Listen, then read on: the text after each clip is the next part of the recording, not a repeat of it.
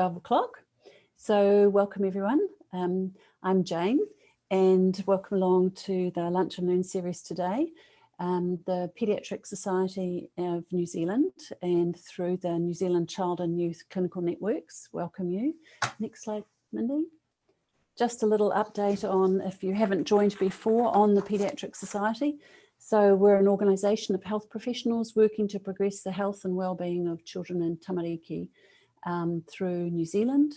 The Paediatric Society offers a range of opportunities to engage with other professionals with similar interests, and it supports the other clinical networks that are around the country. You'll have probably heard of the cerebral palsy one, and of course hopefully our and the child development and disability one. You can check us out at that web page at the bottom, and they can offer education grants and things, and we are always looking for people to come and join us on this clinical network. And I'd like to welcome Mindy Silva, who is in the middle of her PhD, who is going to present to us some of her work. Welcome, Mindy. Thank you, Jane. I'm just going to move that out the way. Okay, so thank you for having me. Thanks very much to Jane and Fee and the Paediatric Society of New Zealand and the New Zealand Child and Youth Clinical Networks for allowing me to share some of my PhD journey with you. And thanks also to my supervisors, Dr. Fiona Graham, Professor Jean Hay-Smith and Professor William Levac, who have been such a great support for me over this journey, which has taken me more than 3 years, which is what it was supposed to take. And a special thank you to my amazing co-design partners, who I'm going to share a little bit more with you as we go through this. So Jane, are you recording? Yep. Okay. So the Alchemist is a story actually about a Spanish shepherd who goes on a personal quest, only to find when he comes back from his quest that the treasure he was looking for was buried right where he started his journey. And it really reflects my own journey with my PhD, which I'm going to share a little bit about with you, which is around looking how we could support parents with their therapy home programs using digital technology. And before I share that story with you, I wanted to talk a little bit about home programs as complex interventions. So you might not think of a home program as a complex intervention. We're not really given any training on how to deliver home programs. It's normally something that's tagged on to the last 5 minutes of a clinical session, and we don't really think of it as complex. But if you look at the Medical Research Council's definition of what a complex intervention is, it has a number of interacting components within the intervention. So if you think about home programs and all the variables, the personalities involved of the therapist, the parents, the child, the skill set that's needed from each of those individuals, the different approaches that could be used as part of the home program, the frequency of how it's carried out, the ability of the people to carry it out, all of those interacting components and variables make it a very complex intervention. And then you add a layer on top of that of the different behaviors required by those receiving the intervention or delivering the intervention. So I think of behaviors like even goal setting is a behavior, or problem solving is a behavior, or the techniques that the therapist is showing the parent or the child is a behavior, and the exercises that are actually taking part or being done as part of that home program is a behavior. There's just so many different behaviors that come into the home program that make it complex. And then the number and variability of potential outcomes. If you're thinking of pediatrics and children and the long-term outcomes that we're hoping to achieve by doing the home programs, there's multitudes of outcomes. Maybe you're working on the parent's goal, the child's goal. There's so many different ways that you can look at what is being effective, as opposed to if you give somebody a pill and the outcome you're looking for is lowered blood pressure. That's just one outcome that you're looking for. So that gives it another level of complexity. And then when you're thinking about pediatrics, again, when you're thinking about organizational levels, you're thinking about the parent as one level, the child as another level. And then if you expand that out to the caregivers, the teacher aides, the other participants who might be supporting the parent with the home program, there's a whole lot of different levels of people that are involved in delivering the intervention as a home program. And lastly, there's the degree of flexibility or tailoring. So when you're hopefully working in a family-centered approach, you're going to be wanting to tailor the intervention very much towards the family's own goals, the child's own goals. And so rather than just kind of looking at one pill for one outcome, you're looking at this wide, complex picture of what is a home program. And the reality is, as you know, if you're giving a home program, the likelihood when you see somebody 3 or 6 or 12 months later after giving the home program, there's a high likelihood that they've really fallen off the wagon to some degree. And a lot of that, I think, is because those big gaps in service really make it hard for us to support the parents with delivering those home programs. So what I wanted to do for my research was look at how we could use the digital technology to support parents. And so what that's called is parent-focused e-health interventions, which is really just saying that we're using technology to support parents to support their child's health behavior. And so you're looking at it as a home program with a digital level on top of it, and you can just then start to see the extra complexity that's involved in that. And on top of that, cerebral palsy specifically, which is my population group, is a particularly heterogeneous group, and so it just adds to the variability and components that we're looking at.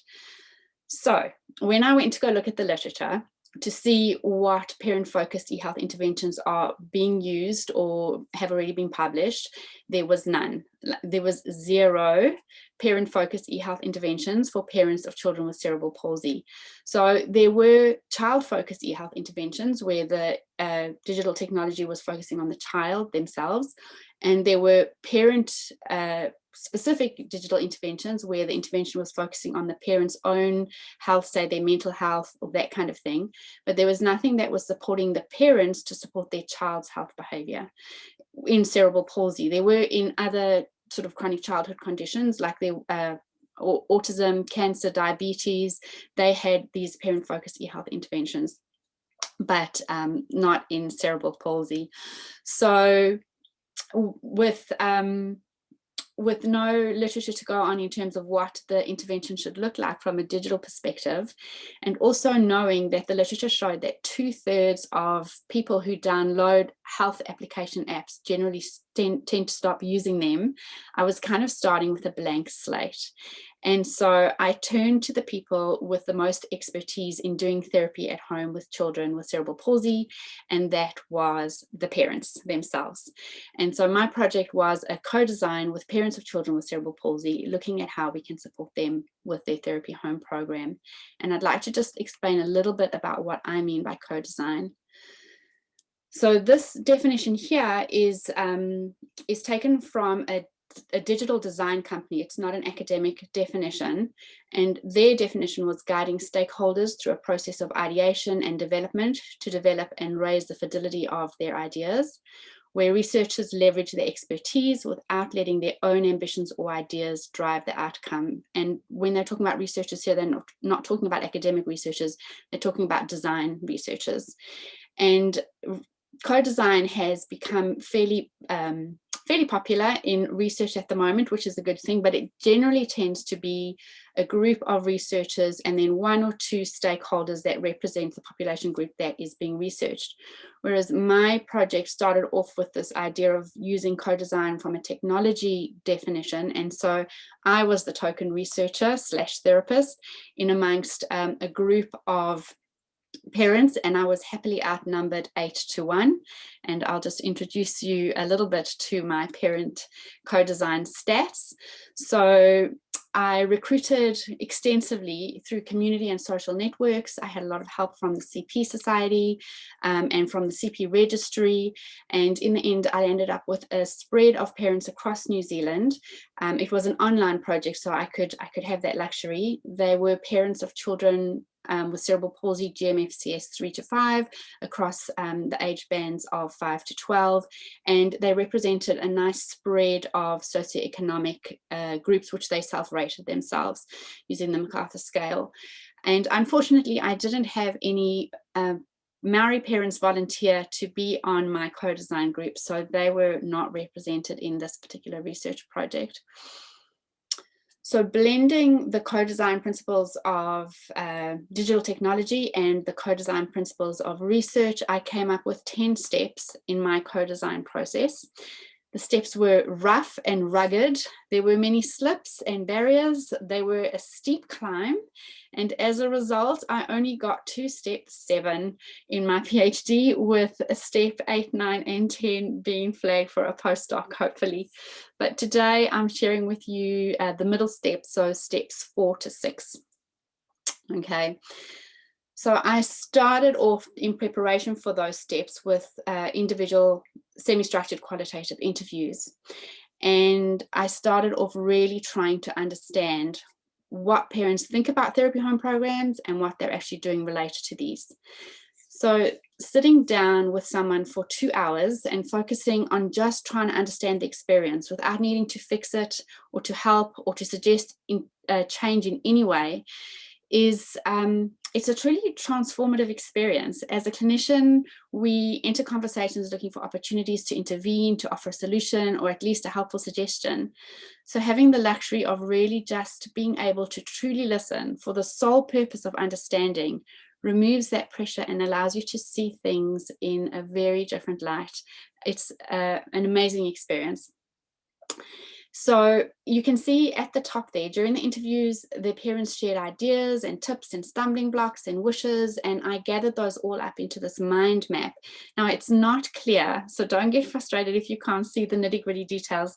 The idea here is just to give you an overview of all the information that we use to come to the final solution. That sounds terrible, to come to the final prototype.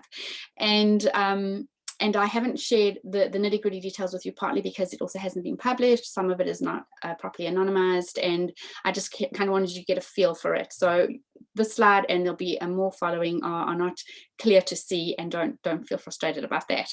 Okay, so once I'd gathered up all the information in the mind map, I went back to my parent co-designers as a group, and we used something called a modified nominal group technique to properly define the problem.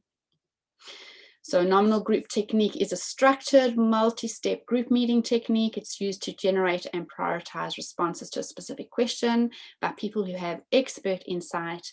It's an organized process that gives participants equal opportunity to contribute personal views and then build on those to develop a consensus as a group about the issues raised in the original question. And our original question was, how do parents want to be supported with their children's therapy home program? And when I asked parents in my group, at least one of the participants responded pretty much what you put in the mind map when you were reading out the mind map. I thought that's us to a T, which I was really happy to hear, because it meant I'd kind of captured the essence of what they actually wanted to do, or what they needed. So we used a whiteboard called Miro and Zoom to meet as a group.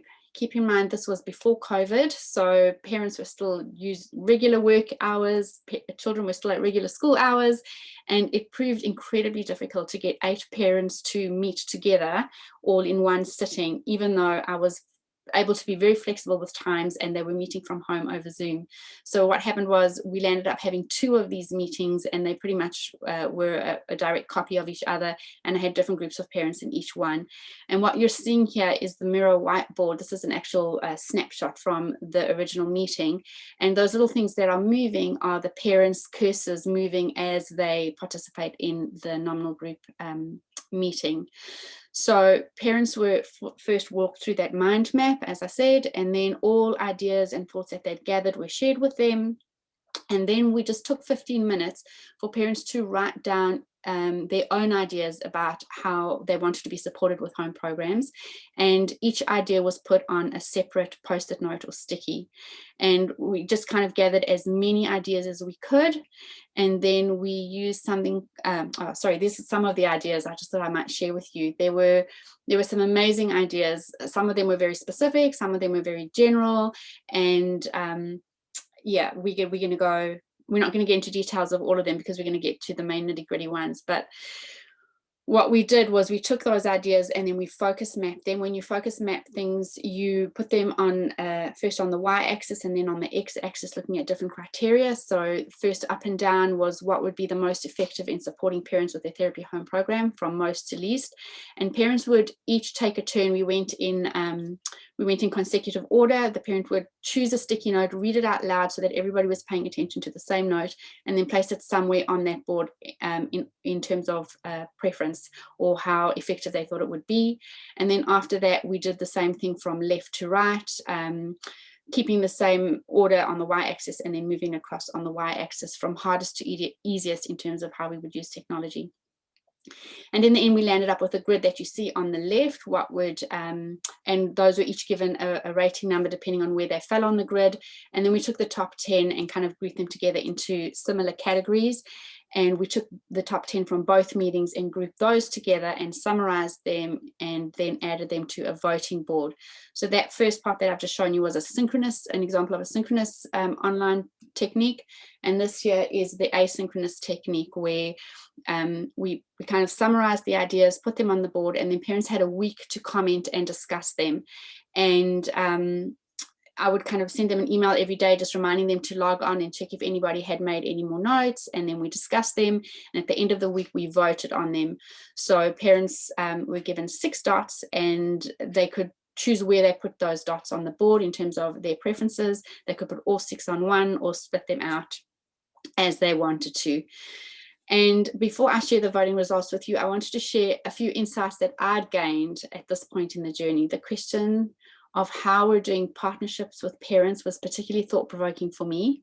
Keeping in mind that these parents have young children with CP, they should really be in the thick of family-centered care, which prioritizes a partnership approach.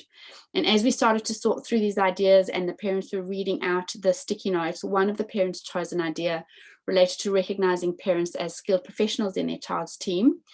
And this was the response. Social networking for kids with disabilities. Parents recognized as skilled professionals in their child's team. Good luck. Thanks. That was me. So parents recognized as skilled professionals in their child's team didn't seem a very reachable goal.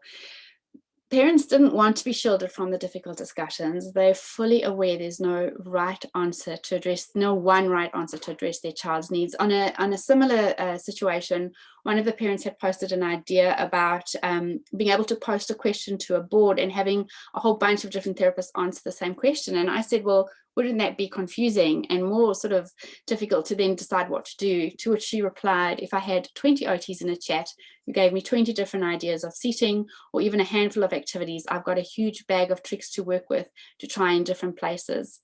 And it really made me think that we have a tendency to default to being quite paternalistic, sort of protecting parents from false hope or confusion, instead of really openly admitting that we're all kind of just muddling through this and learning as we go, and we may as well do it as a team because each of us holds a different piece of the puzzle.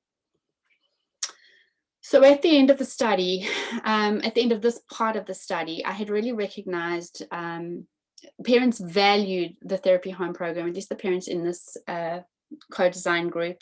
They saw the relevance of it to their children's future health and independence, and they had become quite skilled already by the time their children were at school at weaving therapy into their child's day, managing and coordinating teams, supporting schools, and really, as one mum put it, being the CEO in their child's therapy program. So discussing consequences of not doing the therapy home program, which is something that we sometimes default to, is unlikely to be helpful. And the things that parents really wanted, the top 3, were better teamwork across services, better access to therapists for advice when they need it, and more practical ideas for implementing activities into everyday life. Which really brings me right full circle to my alchemist journey. It led me right back to the beginning of defining the problem, where the main problem was that parents do not have the support they need to confidently manage and progress their child's therapy program at home once they transition out of child development services. So in program design, we call this a double diamond process. And we start off with a question. The question was, how do we use digital technologies to support parents with their home program? And then we use this double diamond approach where you first go really broad, which we did with the published literature, the qualitative interviews, the brainstorming that I've just shown you. And then you go really narrow, which we did with the focus mapping and the voting. And that brings you a definition, which is that parents do not have the support they need to confidently manage and progress their child's therapy program at home once they transition out of child development services. And then from there you go broad again, and we use a technique called how might we's, and then you go narrow again as you define the prototype of what you actually want to do. Now the how might we's is a technique that you use to understand the problem from different angles. So you don't come up with a direct solution for the problem. You look at how you might solve the problem in different ways. So simplistically speaking, if the problem was the light bulb is broken, then your how might me wouldn't be how might we fix the light bulb. It might be how might we see in the dark, how might we find other rooms to use, how might we design an unbreakable light bulb, how might we work at times when we don't need the light bulb. So it's kind of looking at problems in a very broad way and really expanding out those problems. And when I looked at all the information I'd gathered from the first phase where I was looking at the inside of the problem, then I looked at all the how might we's that I could generate. So some of them were like, how might we make therapy exercises a habit? How might we use the parent network to support the therapy home program? How might we make it easy for parents to talk to a therapist who knows their child whenever they have a question? And that sort of thing. And then we took all the how might we's, we sorted and grouped and categorized them and came up with the final 4 how might we's and their practical implications, which was how might we support parents with the home exercise program without therapist direct input? How might we increase access to therapists? How might we know when to reach out to parents? Or how might we make it easier for parents to do the hard things? So those were the final 4 that we had. And really, when I started this journey, my intention was to fix the home exercise program. But by the end of the journey, my new eyes made me see it differently. And eventually what we landed up looking at was how might we actually fix the service? Because with that double diamond approach, you really start to think outside the box. And so with the main problem, we looked at how might we sort of re-engage at the right time? How might we scale that one-to-many services? How might we give complementary support that's not direct therapist support, and how might we then support the complex tasks that parents are trying to do? And technology is really well placed to do this, to connect parents to therapists at the right time, to scale using automation and persuasive technology, and ultimately to free up therapists to do the more complicated things. And so I will finish with a final quote from the author of The Alchemist, Paulo Coelho, which is, when we strive to become better than we are, everything around us becomes better too. And I think that's how we fix the therapy home program. And then I will just share one last slide for you, because it's an important one, because it's what's coming next and it's very exciting. And I'll hand back to you, Jane. Oh, thanks, Mindy. Oh my God, that was like an amazing whirlwind through your PhD. And given that you're into like your 3rd year, I think I'm 4th year. Well, all I can say is I'm really excited for what comes out with the prototype. You'll see that there's the chat function there for everybody, and there's also the Padlet and the discussion page. If you've got questions, you could go to that Padlet page, put some there. Mindy will be able to go and add things later to it. We have recorded today's presentation, and it will be available on the Pediatric Society of New Zealand Lunch and Learn YouTube link. And just quickly before we get to some questions, in case people start leaving, is that we have an amazing presentation next month as well. Dr. Mary Massery, who's a pediatric physio from America, who many people know through her course that she's brought to New Zealand 3 times now. If you can't breathe, you can't function. And Mary has kindly agreed to do a case study presentation with us, and she's got some more online courses that she'll be able to speak to next time. So I can't see, basically everyone in the chat, Mindy, is saying how amazing this is. I don't know if you want to share your last slide, and then if that links onto some of the questions, and then we could take the slideshow off and see people's faces. That one. Yeah. So I guess we could finish the slideshow and then have everyone's faces up if you like, Mindy, if there's any particular questions that people have that they want to post in the thing. I don't know, Mindy, one of your supervisors is actually here. She might be able to share some gems of what it's been like supervising you. I don't think that would be appropriate right now. Your speaker's just gone, Fee, but yeah. I guess my thing, I wrote down here, I love the idea of the bag of tricks, and also I was interested in your comment about reflecting on perhaps a therapist's paternalistic approach to supporting families, and thinking how hard it is to switch off. Like I think you said, you got that window because you had the freedom to be able to ask in a curious way, not being a therapist, but being a researcher.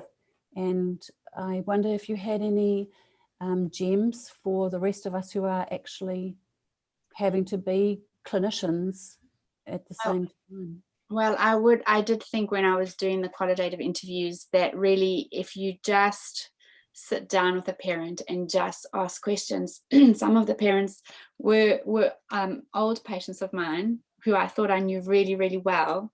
And I'd never taken that time really to sit for 2 hours and just really understand where they were and what they were doing, and it was amazing actually for me as a learning opportunity, but just to really understand their whole experience that I thought I knew. And there's a comment from Meg who said, as a parent who struggles to do a home program, she's found this really interesting. So I think what you're saying is landing well for families. Obviously they're in your co-design, but it's also resonating for many of us of clinicians. Yeah. Oh, as someone that's known you in a few different capacities, Mindy, and not something you'll say of yourself, you were a very experienced and highly reflective clinician before you started this whole process as well. It wasn't like you hadn't really thought about it. And so it's and I've had the same experience myself. I think it's a key lesson to learn. Like there's always more that we can come to understand about the experience of the families that we're working with. When we get to that feeling like we know it, we've got this, we probably need to take a bit of a break and look afresh. Do a qualitative research project. Highly recommend it. I had a question, Mindy. That was fantastic. We all know how wonderful you are. That's just absolutely highlighted it even more. In your summary, you talked about beyond child development service. I wonder if the parents' reflections were their experiences within the child development services as well, because they're talking about the history of their experiences. So yeah, do you think there is only reflect now that they've left that, or do you think they reflect their whole life's journey of the expectations of home exercise programs and how that's been for their families? We focused on the now, but we also focused on the journey to get to the now. And a big topic that came up over and over and over and over again for all the parents was that transition from child development to education, and how hard it was, and how that support that they'd felt, most of the parents felt really supported in child development services and found it really hard to make that transition to education. And it was a big struggle for them moving into that education service. And I think that teamwork aspect of it was where a lot of that stemmed from, was just feeling that as different teams we're not working together, and the parent is left in the middle to really coordinate the whole team and take the stuff that they've learned in the early years and transition it over to the the school system, which wasn't always very easy for them to do. And that's an interesting comment, Mindy, because I think that would be a discussion that most therapists would have as well, of those working in the health and the education system, that it's not through lack of intention, like good intention from the therapist. It's often the system that people are working in. And I liked you said that in one slide about, I think you said it in one slide, that actually it's not it comes back to the issue with the system rather than the individuals. Is that what you said in one slide? Yes, it was kind of like that, but that's exactly right, Jane. The system makes it very challenging for therapists and parents, I think. Mm. Well, so someone just asked, what's the YouTube link for these sessions? I'll post it again at the end of this. It takes about a week for this to be saved as a YouTube link, but you can easily go and sort of search around on YouTube yourself for the Paediatric Society of New Zealand Lunch and Learn series. You can kind of go just crazily searching through YouTube and avoid all the cat videos, and you can find these lovely videos instead. And so I'd just like to say again, thank you so much, Mindy, for your time with us today, and what a whirlwind tour we've had, and hope to see everybody back again next month when we have Dr. Mary Massery. And Thanks, just everyone. to say, the unanswered questions are being posted to Padlet, and Mindy will have a chance to go in there and answer them there. So do check that out if you weren't answered. Thank you. Ka kite anō. Thank you, everybody. Okay, I'll stop recording and people can leave.